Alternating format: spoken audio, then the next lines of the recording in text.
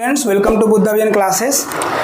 आज हम जो टॉपिक आपको लेकर के आए हैं ना, वो पिछले कई दिनों से भारतीय मीडिया में ना लगातार चर्चा का विषय बना हुआ है, या कह सकते हैं आपके वो लगातार जो है वो चर्चाओं में घिरा हुआ है। जब से पहलगाम अटैक हुआ है तब से कश्मीर जो है वो पूरे भारतीय मीडिया में, या कह सकते हैं कि वर्ल्ड में लगातार खबरों में बना हुआ है। तो आज हम ये जानने का प्रयास करेंगे कि जो हम जम्मू कश्मीर है, जो कि भारत का एक अभिन्न अंग है, हम लोग हमेशा बोलते हैं कि भारत का एक अभिन्न अंग है और वो है भी, तो वो भारत का पार्ट कैसे बना, उसका इतिहास कैसे था, उसका भविष्य कैसा होगा और उसका वर्तमान परिदृश्य कैसा है।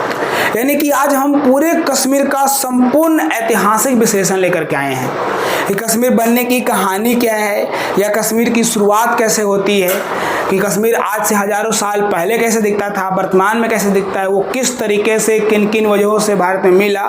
यानी हम कश्मीर को लेकर के या जम्मू कश्मीर को लेकर के उसके पूरे भूगोल, राजनीति और इतिहास और सांस्कृतिक, इन चारों चीज़ों का विस्तृत विश्लेषण करेंगे कि जम्मू कश्मीर की राजनीति कैसी थी, जम्मू कश्मीर का इतिहास कैसा है, जम्मू कश्मीर का भूगोल कैसा है और जम्मू कश्मीर की सांस्कृतिक विरासत कैसी है।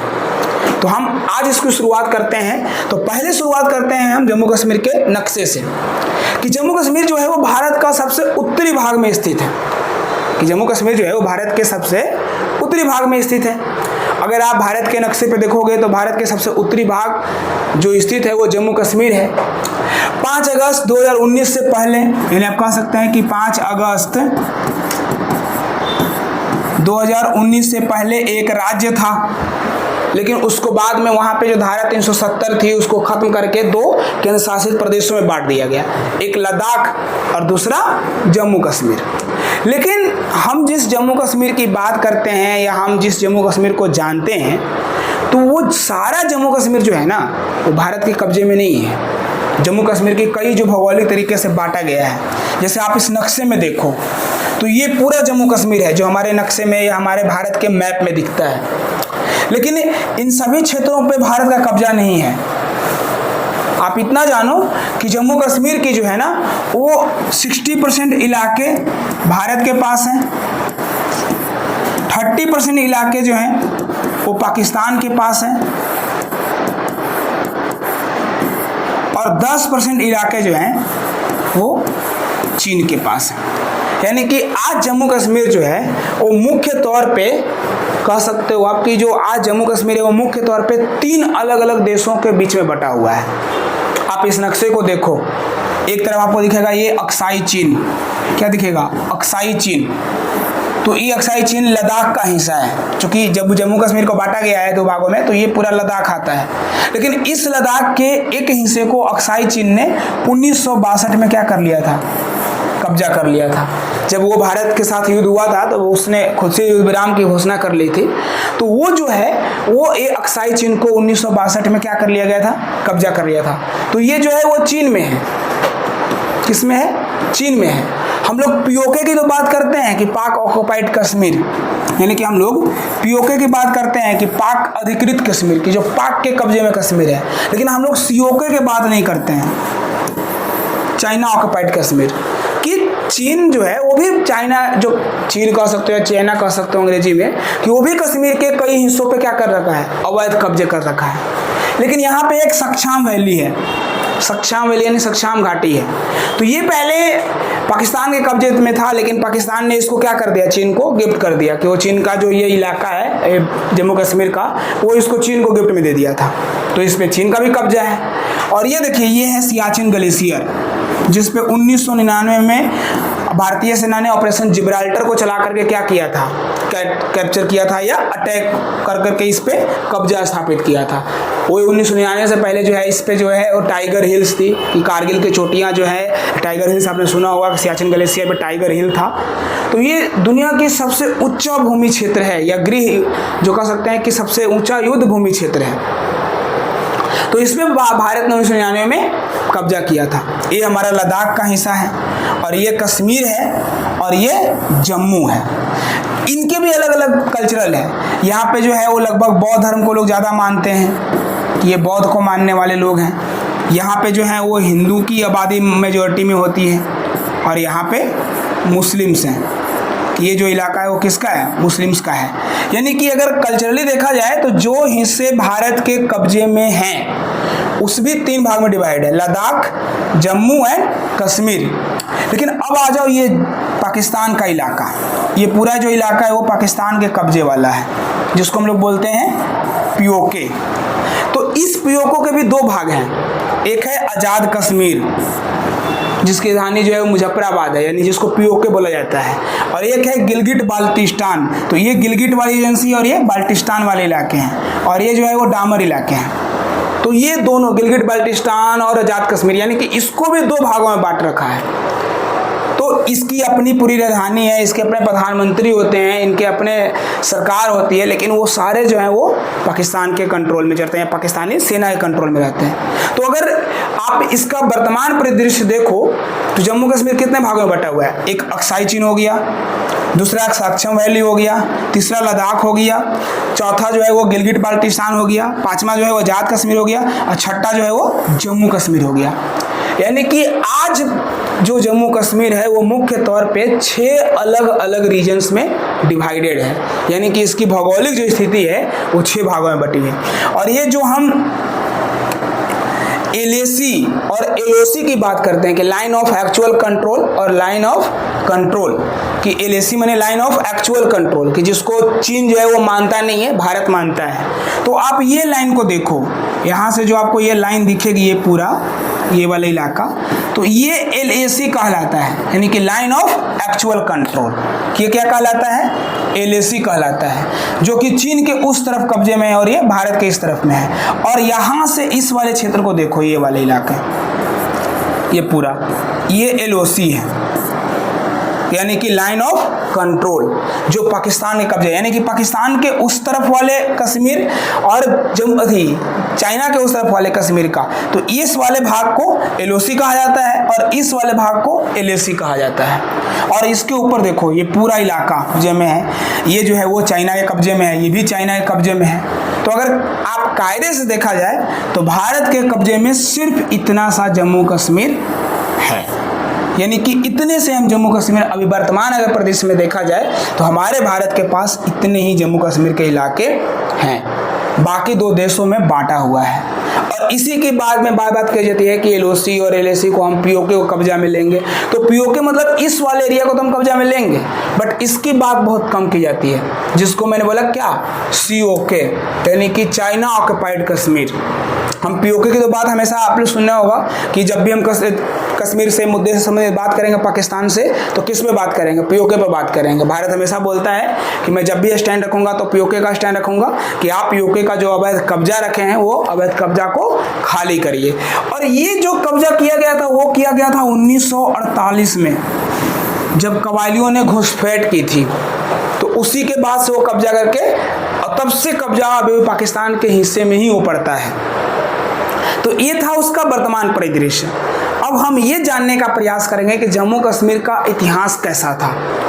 जो जम्मू कश्मीर जहाँ पे पहले जो हिंदू शासक हुआ करते थे या हिंदू राजा हुआ करते थे, वहाँ पे पहले मुस्लिम शासक आया कैसे, उस घाटी में मुस्लिम जो धर्म है उसका विस्तार कैसे हुआ, वो कौन पहला शासक था जो मुस्लिम शासक के रूप में जम्मू कश्मीर को कब्जा किया या जम्मू कश्मीर पे शासन किया, हम ये भी जाने करेंगे। उसके बाद ये भी जानने का प्रयास करेंगे कि जो जम्मू कश्मीर की पहली वंश है शाहीमार वंश, उसकी शुरुआत कैसे हुई थी। क्योंकि जम्मू कश्मीर के कभी कुछ भागों पे जो था, आप एक चीज़ याद रखना कि जम्मू कश्मीर के इतिहास में उसकी जो सीमाएँ थी ना, वो सोवियत रूस को छूती थी। यानी कि जो आज गिलगिट बाल्टिस्तान वाले इलाके हैं उसके ऊपर जो है वो आप तजाकिस्तान वाले इलाके आते हैं, तो वहाँ तक जम्मू कश्मीर का विस्तार था।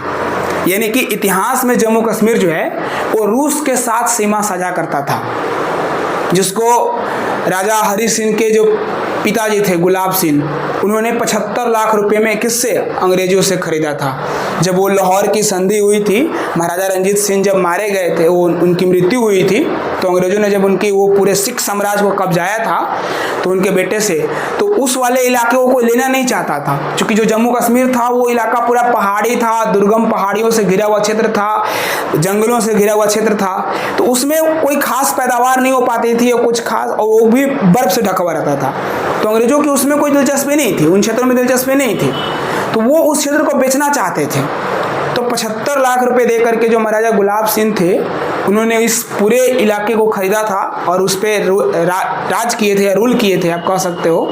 तो ये हम उसका इतिहास जानेंगे कि जम्मू कश्मीर के इतिहास की शुरुआत कहाँ से हो। कहानी आज से लगभग 700 वर्ष पहले की है, यानी कि 700 वर्ष पूर्व से शुरू होता है कि जब कश्मीर में सहदेव नाम के जो है वो एक हिंदू राजा राज्य करते थे, लेकिन उन्हें न प्रजा में दिलचस्पी थी न शासन व्यवस्था में दिलचस्पी थी, उनको कोई फिक्र नहीं रहता था। यानी कि 700 पहले, यानी कि लगभग 1320 ईस्वी में जो है, यानी कि 1320 ईस्वी के समय में सहदेव नाम के एक शासक थे जो राज किया करते थे। लेकिन उनको जो है वो कश्मीर के इतिहास, प्रजा के फिक्र या कश्मीर की जो शासन व्यवस्था थी, यानी कि उनकी अपनी राज्य की जो शासन व्यवस्था थी उसमें उनकी कोई दिलचस्पी नहीं रहती थी, कोई फिक्र नहीं था कि उसमें उनका कोई इंटरेस्ट नहीं था। तो इस वजह से सहदेव के नाम पे, यानी कि उस राजा के नाम पे उनके प्रधानमंत्री और सेनापति, ये दोनों पद एक ही व्यक्ति का था, जो कि कौन थे? रामचंद्र जी थे। भगवान राम नहीं थे, बल्कि रामचंद्र नाम के एक दूसरे सेनापति थे, वो राज किया करते थे। यानी कि अगर कायदे से देखा जाए तो जम्मू कश्मीर पे राजा तो सहदेव थे आज से 700 वर्ष पहले, लेकिन उनके नाम का इस्तेमाल करके, चूंकि उनकी दिलचस्पी रहती नहीं थी, न उनको शासन में दिलचस्पी थी न प्रजा में दिलचस्पी थी, तो वो जो सेनापति थे कौन थे? रामचंद्र जी। तो रामचंद्र जो थे वो उनके नाम पे शासन किया करते थे। और उनकी एक बहुत ही सुंदर, कह सकते हैं कि बहुत ही सुंदर, सुशील, या फिर आप कह सकते हो कि एकदम खूबसूरती की प्रकाष्ठा एक बेटी थी, यानी कि राजकुमारी थी, जिनका नाम था कोटा। क्या नाम था? कोटा। यानी कि रामचंद्र की पुत्री थी एक, इनकी पुत्री, जिनका नाम था कोटा। तो वो अपने पिता के राजकाज में उनकी सहायता किया करती थी। यानी आप कह सकते हो कि राजा तो थे सहदेव, ये राजा थे, लेकिन इनकी दिलचस्पी नहीं थी, तो ये प्रधानमंत्री और सेनापति थे। यानी कि यह जो थे वो प्रधानमंत्री और सेनापति थे। तो ये इनके नाम पे राज किया करते थे, और इनके राज्य को सहायता करने के लिए या उस राज्य को चलाने के लिए इनकी पुत्री जो कोटा थी, बहुत ही सुंदर पुत्री थी, वो उनकी मदद किया करते थे। लेकिन उसी समय क्या होता है कि जम्मू कश्मीर के जब आप नक्शे पे देखोगे तो तिब्बत उसके ठीक बगल में पड़ता है। क्या पड़ता है? तिब्बत। तो वहाँ का एक राजकुमार था, यानी कि तिब्बत का राजकुमार था रिंचन। क्या नाम था उसका? रिंचन। तो जो तिब्बत का राजकुमार था रिंचन, वो कश्मीर को पहुंचा, यानी कि वो भागते भागते अपने साथ हथियार बंद सैनिकों, कुछ दो घोड़सवार दस्ते थे, उसको ले करके जो जिला दर्रे को पार करके, जम्मू कश्मीर के आप नक्शे पर देखोगे तो जो जिला दर्रे आएगा, जो कश्मीर हिमालय की जो पर्वत है, पहाड़ियाँ हैं, उसमें वो है जो जिला दर्रे, तो उसके उस तरफ वो तिब्बत है। तो जो जिला दर्रे से पास करके आया, और वो क्यों आया था? क्योंकि उसके राज्य में गृह युद्ध हो चुका था और उसके पिता की हत्या हो चुकी थी, इसलिए वह पनाह मांगने आता है। तो जब वो पनाह मांगने आता है तो राजा सहदेव थे, लेकिन शासन किनकी थी? रामचंद्र जी की। तो रामचंद्र जी से वो बोलता है कि मैं जो हूँ वो तिब्बत के राजकुमार रिंचन हूँ, और मेरे राज्य में गृह युद्ध छिड़ गया था, जिसकी वजह से मेरे पिता की हत्या हो गई, इसलिए मैं भागते भागते यहाँ पे आया हूँ। अपने साथ कुछ जो मेरे हथियार बंद सैनिक थे, जो मेरे वफादार सैनिक थे, और घोड़े सवार जो थे कुछ, उनको लेकर के आया हूँ। तो आप क्या अपने राज्य में मुझे रहने की जो पनाह या इजाज़त है वो दे सकते हैं? तो वो मान जाते हैं, बोलते हैं ठीक है आप रह लो, मुझे उसमें कोई एतराज नहीं है। तो रामचंद्र जी मान जाते हैं। लेकिन कश्मीर के एक मशहूर इतिहासकार हुए हैं, जिनका नाम है पृथ्वीनाथ कौल बामजई, यानी कि जो प्रमुख इतिहासकार रहे हैं पृथ्वीनाथ कौल बामजई। उनकी एक पुस्तक थी, उनकी एक किताब थी, अ हिस्ट्री ऑफ कश्मीर। उनकी एक किताब है a history of Kashmir, a history of Kashmir, जिसको लिखे हैं पृथ्वीनाथ कौल बामजई। तो पृथ्वीनाथ कौल, उन्होंने कहा है कि 1320 ईस्वी में जुलचू जो है वो एक और व्यक्ति है, ठीक है। जुलचू जो है जुलचू नाम का सेनापति, जो कि मंगोल सेनापति था। मंगोल साम्राज्य आप पढ़ोगे तो जानोगे कि वो चंगेज खान ने स्थापना किया था मंगोल साम्राज्य का, जो दुनिया के सबसे विशाल भूभाग्य पे फैला हुआ साम्राज्य था। तो उसके ही साम्राज्य के आगे चल करके 1320 ईस्वी में, यानी कि जो हम कहानी बता रहे हैं कि 1320 ईस्वी में जुलचू नाम का एक मंगोल सेनापति आता है। एक मंगोल सेनापति जो है वो क्या करता है, हमला करता है। किस पे करता है? कश्मीर पे हमला करता है। तो उसने कश्मीर पे हमला किया, यानी कि 1320 ईस्वी में जुलचू नाम के मंगोल सेनापति ने कश्मीर पे धावा बोल दिया। और जब धावा बोल दिया तो जो राजा सहदेव थे ना, वो भाग गए किश्तवाड़। अब जम्मू कश्मीर में एक जगह का नाम है, आज डिस्ट्रिक्ट भी है किश्तवाड़। तो वो राजधानी को छोड़ करके ना किश्तवाड़ भाग जाते हैं, यानी कि वो राजधानी को छोड़ करके किश्तवाड़ भाग जाते हैं। तो जब राजधानी को छोड़ करके वो किश्तवाड़ भागते हैं, और जो जुलचू था वो लगभग 8 महीने तक पूरे तरीके से कश्मीर में लूट मचा दी, यानी उसने पूरे क्षेत्र को तहस नहस कर दिया। पूरे कश्मीर जो साम्राज्य था, जम्मू उसकी राजधानी श्रीनगर थी, उसको पूरा लूट मचा दिया। जब 1320 में हमला हुआ 8 महीने बाद, लेकिन जब वो 8 महीने बाद लौटा, अपने राज्य को चला, मंगोल को चला कि मैं मंगोलिया जाता हूँ, अपने राज्य वापस लौटता हूँ, तो आपको एक बात पता होनी चाहिए कि कश्मीर को ना प्राकृतिक तौर पे एक सुरक्षा प्राप्त है हिमालय का। वो उसके प्राकृतिक प्रहरी का काम करता है, या कह सकते हो कि हिमालय जो है वो कश्मीर के लिए प्राकृतिक प्रहरी की कार्य किया जाता है कि वो उसकी रक्षा करती है सीमाओं की।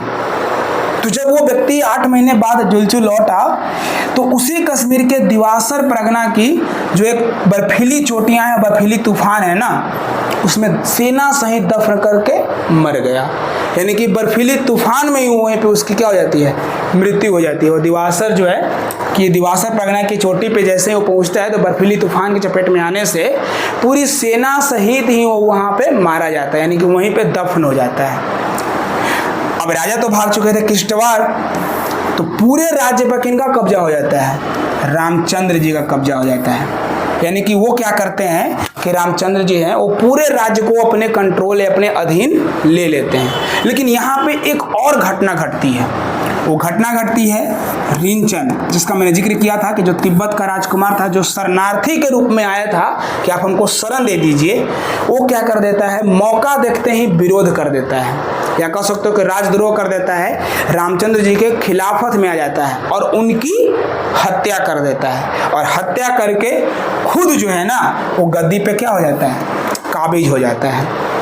तो रिंचन जो है वो रामचंद्र की हत्या करवा देता है, यानी कि इसने किस हत्या की, किसकी, रामचंद्र जी की।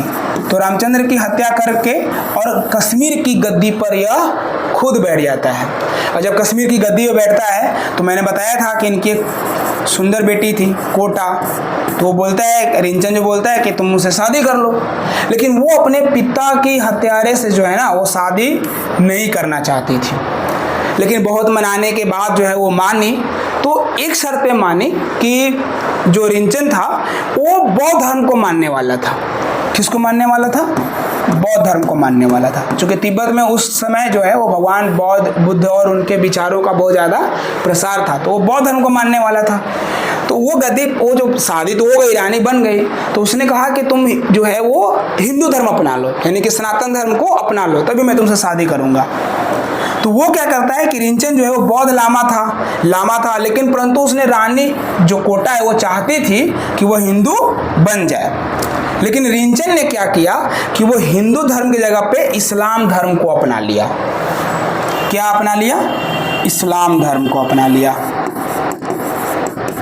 तो वो इस्लाम धर्म को अपना लेता है, यानी कि उनकी रानी जो है कोटा, वो चाहती थी कि हिंदू धर्म को अपनाए, वो खुद बौद्ध था, और वो इस्लाम धर्म को अपना लेता है। तो इस तरह से उसने, या कह सकते हो कि कश्मीर को पहला मुस्लिम शासक मिला। यानी अगर आप जिक्र करोगे कि कश्मीर के पहले मुस्लिम शासक कौन थे, कि कश्मीर के पहले मुस्लिम शासक कौन था, मुस्लिम शासक, तो वो कौन था? रिंचन, जो खुद मुस्लिम नहीं था बल्कि कन्वर्टेड मुस्लिम था। अब रहा सवाल कि उसने मुस्लिम धर्म क्यों अपनाया या उसने इस्लाम धर्म क्यों अपनाया, वो कौन से कारण थे जो एक बौद्ध धर्म को मानने वाले व्यक्ति को इस्लाम धर्म अपनाना, और वो ऐसे कौन लोग थे जिसने उन्हें इस्लाम धर्म अपनाने की सलाह दी थी या सहायता दी थी। तो हम इसी सवाल को जवाब का प्रयास करेंगे कि उसने इस्लाम धर्म को क्यों अपनाया और किस तरह से कश्मीर घाटी में इस्लाम का फैलाव हुआ। यानी कि जिस इलाके में 1320 से पहले जो है वो इस्लाम धर्म का कोई नामो निशान नहीं था, वहाँ पे कोई राजा नहीं पाए जाते थे, तो 1320 में पहली बार जो है वो एक इस मुस्लिम शासक वहाँ का बनता है, जिसकी कहानी है रिंचन, जिसका नाम क्या था, रिंचन था। तो ये वो चीज़ें हैं कि जिसको हम जानने का प्रयास करेंगे। अब आता है जिक्र कि कश्मीर का इतिहास। तो वो तो हमारी कुछ वर्तमान परिदृश्य था, वो कैसे पहला मुस्लिम शासक मिला, लेकिन इस सभी को जानने से पहले हम कश्मीर के इतिहास को जानेंगे। और कश्मीर के इतिहास शुरू होती है कश्मीर के बनने से। किससे शुरू होता है? कश्मीर के बनने से। यानी कि कश्मीर की बनने की कहानी क्या है, कश्मीर किस तरह बसाया गया, उसका वो कौन कौन सी कहानी है, वो कौन कौन से 3 थ्योरी है, वो कौन कौन से 3 पौराणिक कथाएं हैं जो बताई गई है। तो कहता है कि जम्मू कश्मीर, जो कल आज और कल कह सकते हैं कि जम्मू कश्मीर और लद्दाख जो इलाका है, तो इसका पार्ट 1 और वह यह कहता है कि क्या कश्यप ऋषि ने या कासेफ जिन ने या मध्यांतिक बौद्धों ने, किसने बसाया था कश्मीर को। चूंकि कश्मीर को बसने से जुड़ी 3 मिथकीय कि 3 प्रकार की जो है वो मिथकीय कहानी है, यानी कि सही है या नहीं है या झूठ है, लेकिन 3 कथाएं मिलता है, मिथकीय कथाएं मिलता है कि कश्मीर को किस तरह से बसाया गया। तो पहली कहानी है हिंदू ग्रंथ के अनुसार, कि जो हिंदू पौराणिक ग्रंथ है जिसमें एक नीलमत पुराण आता है, कि यानी हिंदू के पुराने ग्रंथ हैं नीलमत पुराण। तो नीलमत पुराण के अनुसार एक कथा यह मिलती है कि जो घाटी यानी कि कश्मीर घाटी को सतीसर नामक विशाल झील था, यानी कि उस कश्मीर घाटी में बहुत पहले प्राचीनतम पौराणिक काल में एक सतीसर नामक बहुत ही विशाल झील था, और ये पूरी घाटी ही एक झील के रूप में विस्तृत थी। यानी कि कश्मीर घाटी पूर्व में क्या थी? सतीसर नामक विशाल झील थी, जिसमें जलोद्भव नामक राक्षस रहा करता था, कि जिसमें एक जलोद्भव नामक राक्षस रहा करता था, जिसके ब्रह्मा के मानस पुत्र के पुत्र, यानी कि ब्रह्मा के एक मानस पुत्र के पुत्र यानी कि पोता कह सकते हैं, कश्यप ऋषि ने। तो कश्यप ऋषि ने क्या किया कि उस झील को सुखा करके और वह जलोद्भव नामक राक्षस को क्या कर दिया? मार दिया। यानी कि हिंदू पुराने ग्रंथों के अनुसार यह कहानी यह मिलती है कश्मीर का, कि आज से पौराणिक इतिहास काल में नीलमत पुराण में एक जिक्र है कि कश्मीर जो था वो सतीसर नामक विशाल झील था। यानी जो कश्मीर घाटी आज आप देखते हैं वर्तमान में, वो पौराणिक काल में एक विशाल झील था जिसमें जलोद्भव नामक राक्षस रहा करता था, जहाँ पे नागों का बसेरा था, यानी कि नाग और सर्प रहा करते थे। तो ब्रह्मा के जो पोते थे कश्यप ऋषि, उन्होंने क्या किया कि झील को सुखा करके और पूरे सांप और वो नागों को मार दिया, और साथ में ही वो जलोद्भव नामक राक्षस यानी कि दानव भी मारा गया। और तब उन्होंने जो है वो कश्यपपुरा बसाया। क्या बसाया? कश्यपपुरा बसाया, जिसको हम वर्तमान में क्या जानते हैं? कश्मीर के नाम से जानते हैं। तो ये तो रहा हिंदू ग्रंथ के अनुसार। चूँकि मैंने इसको पहले आपको बताया कि जो पूरे कश्मीर है उसमें मुख्यतः 3 धर्म है, हिंदू धर्म था, इस्लाम धर्म था और बौद्ध धर्म था। तो ये तीनों धर्म की अपनी अपनी कहानियां हैं, जिसके अनुसार कश्मीर की बसने की कहानी बताई जाती है। तो पहला तो ये बताया गया कि कश्यप ऋषि ने कश्यपपुरा बसाया, जो जलोद्भव नामक राक्षस को मारा। अब जिक्र आता है कासेफ जीन का, जो कि क्या है? इस्लाम के हिसाब से। तो अब हमारे लोग आते हैं इस्लाम साहित्य के हिसाब से कि इस्लाम की किताबों में क्या जिक्र किया गया है। तो कहा गया कि एक सूफी लेखक थे, कश्मीर में सूफी लेखक थे, ख्वाजा आजम। जो 1747 में 1747 ईस्वी में, यानी कि जो सूफी लेखक थे ख्वाजा आजम, उन्होंने 1747 में वकायत ए कश्मीर नामक एक पुस्तक लिखी। क्या लिखा? वकायत ए कश्मीर नामक पुस्तक लिखी, जिसमें कश्यप ऋषि की जगह पर उन्होंने कासेफ जीन का इस्तेमाल किया, यानी कि एक जीन का नाम दिया कासेफ, कासेफ जीन, कि कासेफ जीन को नाम दिया। तो वो उस कहानी को रख करके इस कहानी को क्या किया? इस्लामी स्वरूप में पेश किया। यानी कि जो ख्वाजा आजम थे वो 1747 में अपनी किताब वकायत ए कश्मीर में कश्यप ऋषि की जगह पे कासेफ जीन को रख करके और इस पूरी कहानी को, जो पुरानी कहानी, जो पुरानी कथाएं थी, उसको इस्लामीकरण के रूप में पेश किया कि हमारे ग्रंथों में भी जिक्र है। लेकिन इस कहानी के अनुसार जो आजम के बेटे हैं, यानी कि वही जो ख्वाजा आजम थे उनके बेटे थे बुद्दुद्दीन, कि बदुद्दीन, कि जो बदुद्दीन थे वो कश्मीर को आदम हवा, यानी कि उनके पिता ने तो ये कहा कि कासेफ जीन था, उसने कश्मीर को बसाया था, लेकिन उनके जो बेटे थे बदुद्दीन, उन्होंने क्या कह दिया कि कश्मीर को आदम और हवा की कहानी से जोड़ दिया, जो आदम और हवा की कहानी मिलती है उससे जोड़ दिया, और ये कहा कि जो हजरत मूसा थे, आप इस्लाम के जो पढ़ोगे, कुरान पढ़ोगे तो उसमें हजरत मूसा का जिक्र आता है, तो हजरत मूसा ने यहाँ के लोगों को इबादत करना सिखाया और उनका मकबरा और मौत भी कहाँ हुई? कश्मीर में ही हुई। यानी कि उनके बेटे जो बदुद्दीन थे उन्होंने तो ये तक कह दिया कि जो आदम हवा की कहानी है तब से हमारा कश्मीर बसाया गया है, और जो हजरत मूसा थे वो यहाँ के लोगों को इबादत करना सिखाएं, उनकी मृत्यु भी यहीं पे हुई और उनका मकबरा भी आज कहाँ स्थित है? कश्मीर में ही स्थित है। तो ये तो इस्लाम के अनुसार कथा थी। किसके अनुसार थी? इस्लाम के अनुसार। तो ये इस्लाम के अनुसार कथा थी।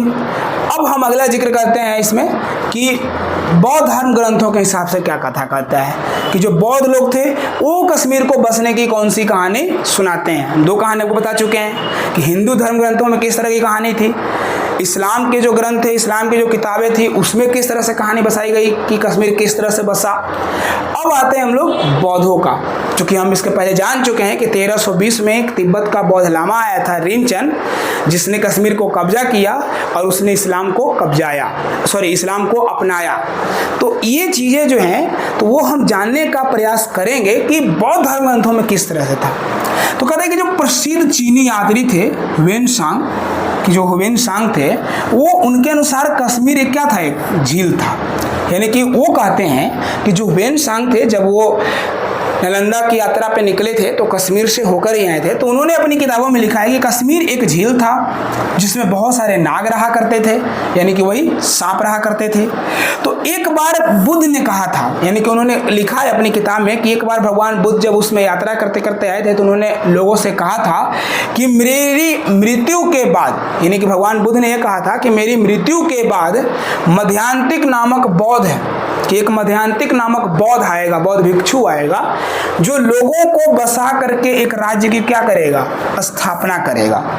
यानी कि ह्वेनसांग ने अपनी किताब में लिखा कि कश्मीर एक झील था जिसमें नाग रहा करते थे, और उनके अनुसार कि एक बार भगवान बुद्ध ने अपने अनुयायियों से कहा था कि मेरी मृत्यु के बाद मध्यांतिक नामक एक बौद्ध आएगा, यानी कि मध्यांतिक नामक एक बौद्ध आएगा जो यहाँ पे लोगों को बसा करके क्या करेगा? राज्य की स्थापना करेगा। तो इस प्रकार भगवान बुद्ध के मृत्यु के 50 वर्षों के बाद, यानी जब भगवान बुद्ध की मृत्यु होती है उसके 50 वर्ष बाद मध्यांतिक नामक एक बौद्ध आता है जो झील को सुखा करके और उसमें नागों को मर जाता है, क्योंकि झील को सुखा देता है। तो वहाँ पे कई मठें, कई बौद्ध विहारों की जो है वो स्थापना करता है, और इस तरह वो कश्मीर राज्य की बसावट होती है। यानी कि बौद्ध धर्म ग्रंथों के हिसाब से यह कहा गया कि जो कई मध्यांतिक नामक बौद्ध था, जब भगवान बुद्ध के मृत्यु के 50 साल बाद आया तो उसने कई मठों की स्थापना की, कई विहारों की स्थापना की, और यहाँ के लोगों को बसा करके क्या बनाया? एक राज्य की स्थापना किया। लेकिन कश्मीर का पहला ऐतिहासिक साक्ष्य, यानी कि ये तो 3 कहानियाँ थी जो हिंदू धर्म ग्रंथों के हिसाब से, इस्लाम के कहानियों के कथाओं के हिसाब से और बौद्ध के कहानियों के हिसाब से, ये मिथकीय कहानियाँ हैं, ये मिथक से जुड़ी हुई कहानियाँ हैं। इसमें सच्चाई कितनी है वो कोई नहीं बता सकता। तो लेकिन कश्मीर की जब खुदाई की गई, कश्मीर में कुछ इलाके थे, जब वो खुदाई की गई तो उसका पहला ऐतिहासिक साक्ष्य जो है, यानी कि जो सबूत है, वो 1960 के दशक में मिलता है, जब बुर्ज-ए-होम की खुदाई की जाती है। एक जगह का नाम है बुर्ज-ए-होम।